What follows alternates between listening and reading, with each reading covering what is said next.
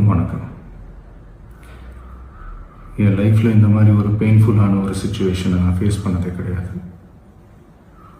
மனசு முழுக்க வலி மட்டும்தான். இந்த சுற்றுப்பயணத்தில் என்னென்ன மக்கள் பார்க்க வராங்க, அதுக்கு ஒரே ஒரு காரணம் தான், அவங்க என் மேலே வச்சிருக்கிற அன்பும் பாசம்.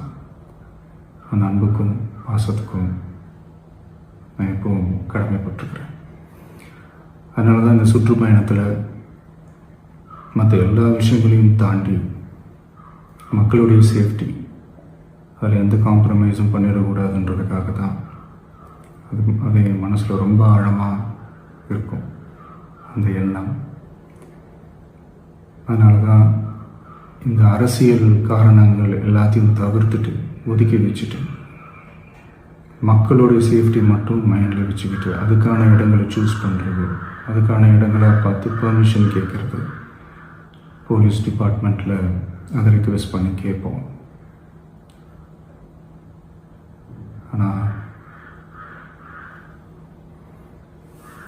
நடக்கக்கூடாதது நடந்துருச்சு. நானும் மனுஷன் தானே.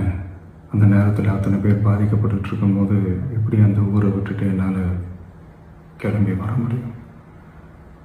நான் திரும்ப அங்கே போகணும்னு இருந்துச்சுன்னா அதை ஒரு காரணம் காட்டி அங்கே வேறு சில பதட்டமான சுச்சுவேஷன்ஸ், வேறு சில அசம்பாவிதங்கள், அந்த மாதிரி எதுவும் நடந்துடக்கூடாதுன்றதுக்காக தான் நான் அவாய்ட் பண்ணேன். இந்த நேரத்தில் சொந்தங்களை இழந்து தவிக்கிற அத்தனை குடும்பங்களுக்கும் என்னுடைய ஆழ்ந்த இரங்கலை தெரிவிச்சுக்கிறேன். எனக்கு தெரியும், என்ன சொன்னாலும் இது ஈடேயாகாதுன்னு எனக்கு தெரியும். ஹாஸ்பிட்டலில் ட்ரீட் பண்ணிகிட்ருக்கிற எல்லாருமே சீக்கிரமாக க்யூர் ஆகி வரணுன்றதை இந்த நேரத்தில் நான் வேண்டிக்கிறேன். கூடிய சீக்கிரமே உங்கள் எல்லாரையும் நான் சந்திக்கிறேன்.